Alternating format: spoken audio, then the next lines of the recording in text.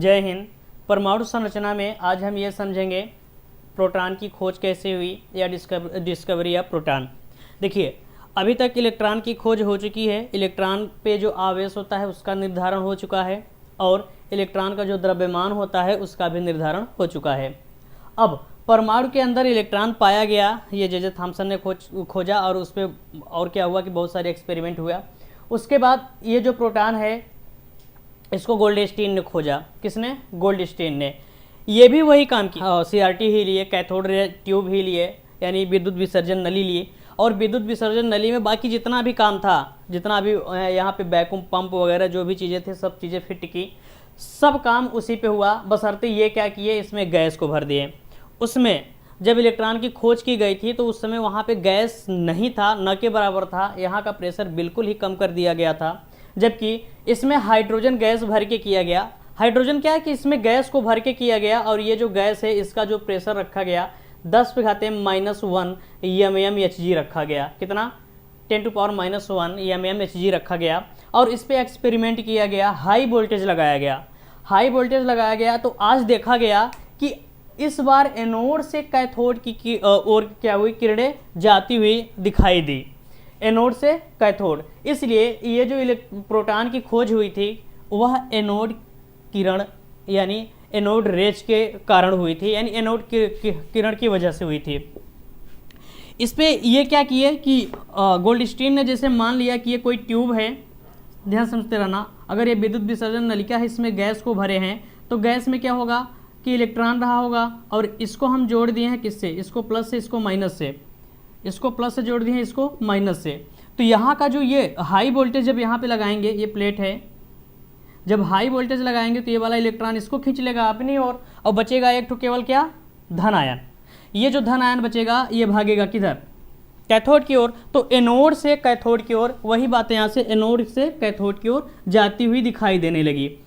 अब ये अलग अलग गैसों के लिए जो धन आयन की संख्या थी, धन आयन जो था यहाँ पे ये वाला, वह अलग अलग था। और ये क्या किए कि यहाँ पे हाइड्रोजन गैस को भर दिए। हाइड्रोजन गैस को काहे भर दिए?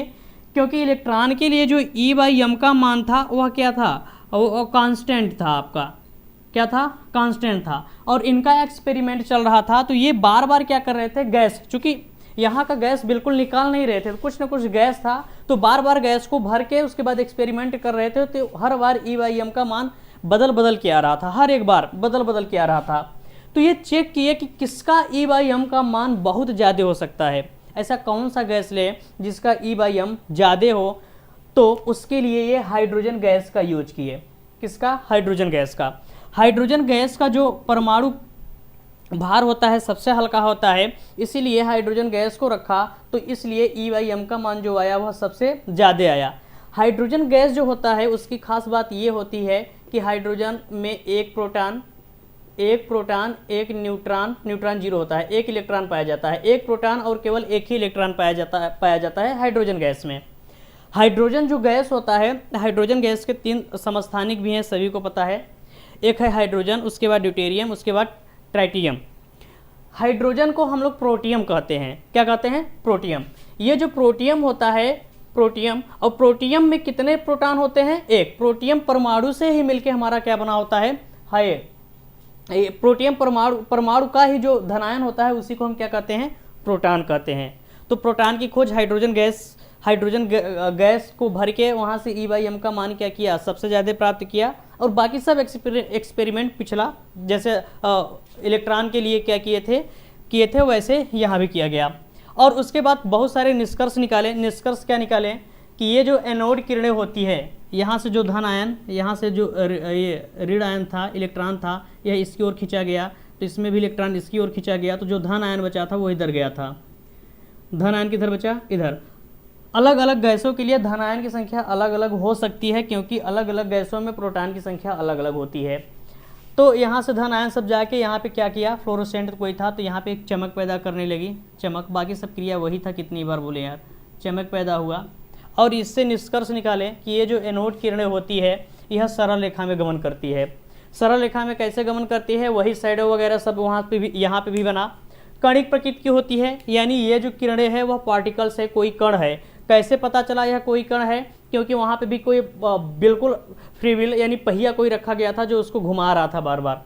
यह धनावेशित है। धनावेशित काहे है? क्योंकि जो कैथोड है इसको ऋण सिरे से और जो एनोड है उसको धन सिरे से जोड़े हैं, इसलिए ये जो एनोड किरणें थी कैथोड किरणें यानी ऋण किरणों की ओर, ऋण प्लेट की ओर जा रही थी, तो इसलिए हम इसे धनावेश कण मान लिए। धनावेश का मान ली गई गैस पे निर्भर करता है। इसमें कितना धनावेश निकलेगा यह इस बात पे डिपेंड करता है कि इसमें गैस कौन सी भरी गई है। तो अगर हम अलग अलग गैस भरेंगे तो उसमें जो धनावेश मिल रहा है उसका जो द्रव्यमान होगा अलग अलग होगा, तो जाहिर सी बात है उसके लिए E/m का मान हमेशा क्या होगा? वेरिएबल आएगा। वेरिएबल होगा यानी परिवर्तनशील होगा। आगे क्या है कि ये चेक किए किसके लिए सबसे ज़्यादा E/m का मान हो सकता है, तो हाइड्रोजन गैस को लिए और हाइड्रोजन गैस का E/m निकाला और उसके लिए E/m का मान आया 9.58 गुणे 10⁴ कूलाम प्रति ग्राम, जो क्या था? सबसे ज़्यादा था। सबसे ज़्यादा इसी का था क्योंकि हाइड्रोजन सबसे हल्का था।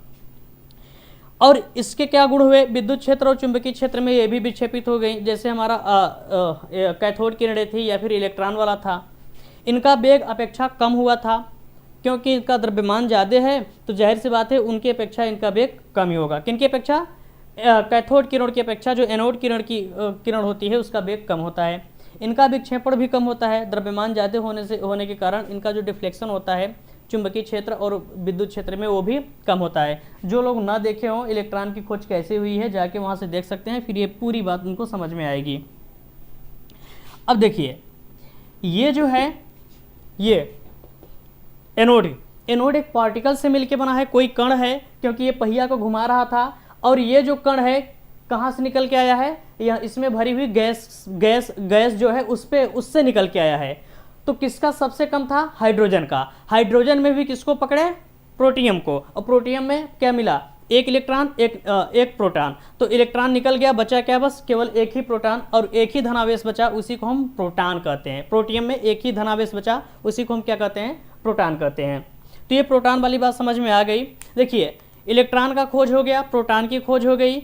अब इसके बाद जो थे कि अभी ये दौर चल ही रहा था कि इस जे थॉम्सन आए और एक तो अपना परमाणु मॉडल दे रखे। ये परमाणु मॉडल क्या होता है कि उसमें जो इलेक्ट्रॉन प्रोटॉन यानी धनावेश ऋणावेश जो सब पार्टिकल्स होते हैं किस तरीके से व्यवस्थित होते हैं, कैसे होते हैं, इसके बारे में परमाणु मॉडल दे दिया। अच्छा, ये जो एनोड किरण है परमाणु का मूल कण माना। क्या माना? मूल कण। क्योंकि जो परमाणु है जे थॉम्सन का कहना था कि किसी भी परमाणु में जितना इलेक्ट्रॉन होता है उतना ही क्या होता है? धनावेश होता है। जितना ऋणावेश उतना धनावेश। तो इसलिए ये जो एनोड किरणों से जो पार्टिकल्स मिला या प्रोटॉन जो मिला, इसको परमाणु का मूल कण माना गया। ये बात समझ में आ गई। देखिए एक बात जे थॉम्सन बड़ी अच्छी बोल गए थे कि ये जो कोई भी परमाणु होगा वह परमाणु जो होता है वह विद्युत रूप से क्या होता है? उदासीन होता है। इसका मतलब ये उसमें जितने भी इलेक्ट्रॉन पाए जाएंगे सेम उतने ही क्या होंगे? उसमें आपका प्रोटॉन होगा। जितना आपका इलेक्ट्रॉन यानी ऋणावेश पाया जाता है उतना ही क्या पाया जाता है? धनावेश पाया जाता है। तो इस तरीके से जो प्रोटॉन था, प्रोटॉन पे जो धनावेश की संख्या वह बताया गया ई का मतलब क्या है? प्रोटॉन के आवेश है। तो इसका जो मान बताया गया वह प्लस का 1.602 गुणे 10⁻⁻19 कूलाम बताया गया। इसको अगर हम निकटतम मान लें तो ये जीरो और 2 को छोड़ सकते हैं, तो ये हो जाएगा आपका प्लस 1.6 गुणे 10⁻⁻19 कूलाम। तो यहाँ से प्रोटॉन जो आया, प्रोटॉन पे जो आवेश होता है आवेश का मान भी पता चल गया। कैसे? क्योंकि जे थॉम्सन ने बोल दिया था कि कोई भी परमाणु होगा वह विद्युत रूप से उदासीन होता है। अगर उदासीन होगा तो जितने प्रोटॉन की संख्या उतने इलेक्ट्रॉन की संख्या, या जितने इलेक्ट्रॉन की संख्या उतने ही प्रोटॉन की संख्या। तो आज के लिए बस इतना ही, फिर मिलेंगे हम नेक्स्ट वीडियो में। जय हिंद, जय भारत।